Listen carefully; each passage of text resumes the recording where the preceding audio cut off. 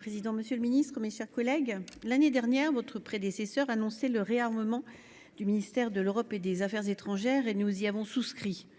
Investissement dans notre réseau diplomatique, consulaire, scolaire, culturel ou économique, renforcement de notre place sur la scène internationale, affirmation d'une politique de sécurité autonome, tout cela était effectivement utile. Cependant, alors que l'actualité internationale aurait dû nous inciter à faire preuve de constance, je constate que votre ministère sera cette année encore la variable d'ajustement budgétaire du gouvernement, relativisant ainsi la réalité des engagements pris voici tout juste un an. Face à la montée des régimes autoritaires, au retour de l'impérialisme et aux attaques dont les régimes libéraux font l'objet, la France a un rôle à jouer. De plus, ses 3 millions de ressortissants dans le monde et ses territoires ultramarins lui confèrent la place particulière d'être présente à l'échelle planétaire. Mais l'universalité de nos réseaux a un coût. Chaque euro investi rapporte indirectement le double à la France, quand chaque euro annulé est un projet remis à plus tard qui profite à nos concurrents. Il est regrettable que cela ne soit pas compris par Bercy, comme l'illustre l'amendement déposé inopinément hier, prévoyant une coupe supplémentaire de 25,5 millions d'euros. Enfin, n'oublions pas que nous sommes les héritiers de choix politiques faits il y a plusieurs décennies qui doivent permettre à notre voix de continuer à être entendue à condition que nous émettions les moyens nécessaires. Personne n'ignore la situation budgétaire de notre pays. On peut donc entendre le besoin de rééquilibrage des dépenses publiques qui affectent l'ensemble des programmes concourant à notre politique extérieure. Mais on peut néanmoins s'étonner que celui-ci se fasse encore et toujours au détriment des plus vulnérables. Ils seront en effet les premiers à faire les frais de la baisse des crédits alloués à notre réseau consulaire à hauteur de 3,9 millions d'euros. Les premières coupes budgétaires d'1 million d'euros concernent les aides sociales directes allouées à nos compatriotes dans le besoin. Je voudrais que vous réalisiez, mes chers collègues, que nous parlons d'une aide apportée à seulement 3 catégories de personnes.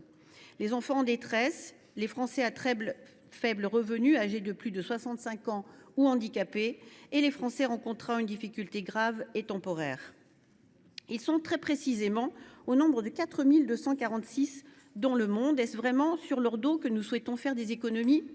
D'autant que les OLES, le dispositif STAFF et les centres médico-sociaux voient aussi leurs crédits revus à la baisse, alors que les personnes en situation de précarité se reportent de facto sur eux quand les aides de l'État ne sont plus disponibles.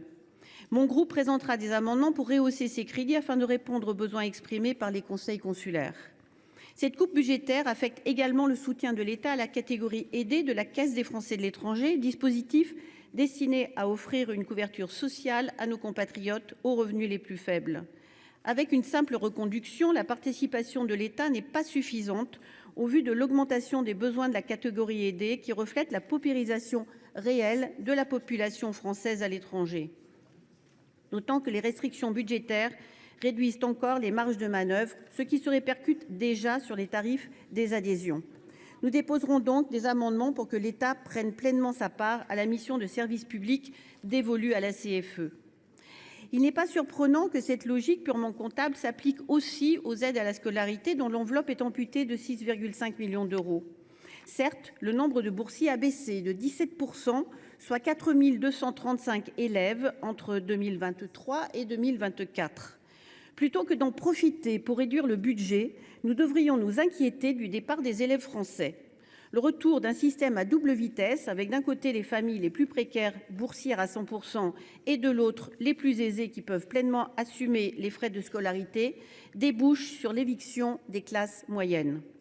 Nous proposerons d'augmenter le budget alloué aux bourses scolaires pour réaffirmer les principes fondamentaux de notre réseau, à savoir la mixité sociale et la non-exclusion pour des raisons financières. Si l'objectif de doubler les effectifs est louable, il a engendré une concurrence déloyale entre les EGD contraints budgétairement et des établissements privés qui, eux, disposent d'importantes capacités d'investissement.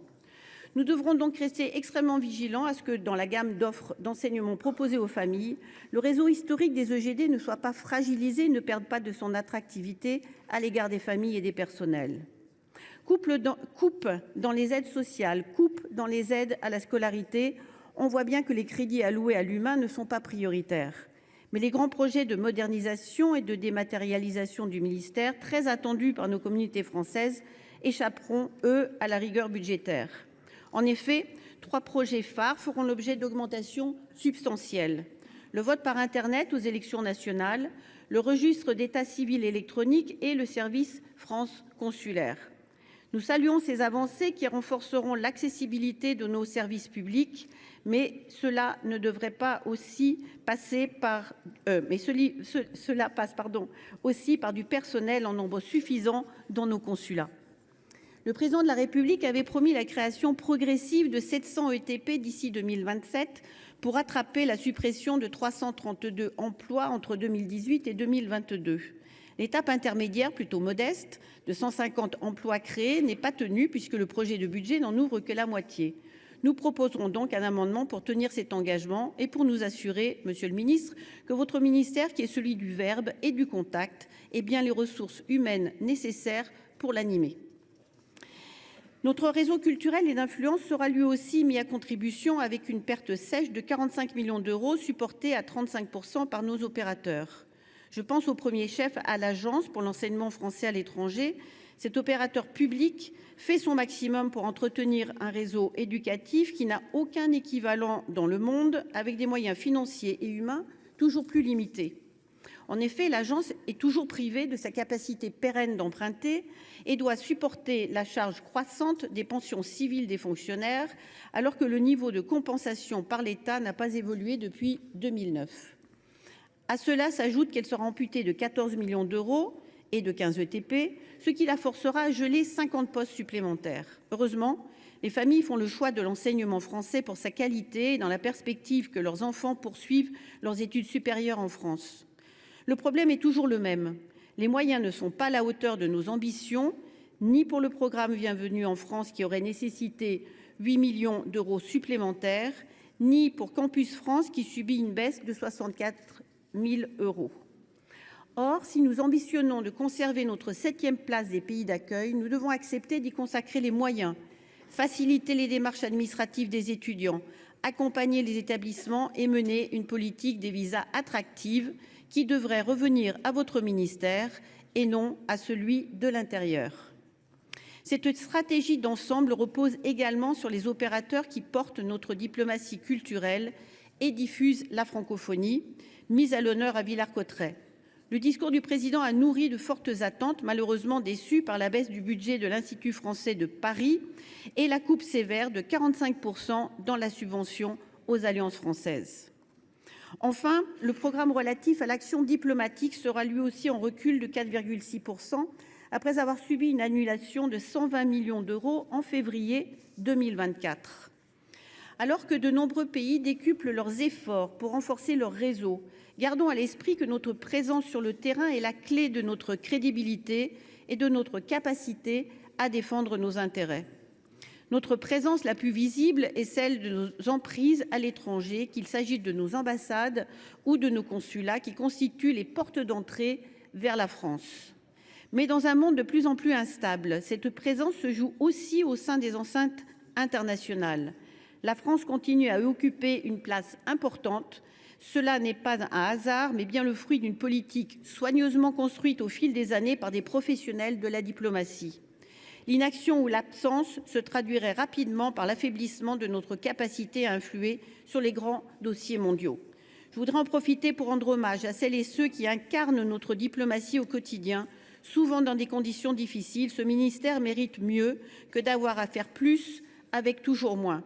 Comme l'a déjà indiqué Rémi Féraud, je me réjouis que la commission soit défavorable à l'amendement du Gouvernement proposant une coupe de 25,5 millions, mais regrette qu'elle emporte elle-même, réduisant les crédits de 50 millions.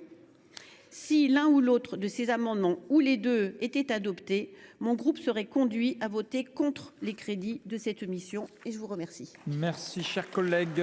La parole est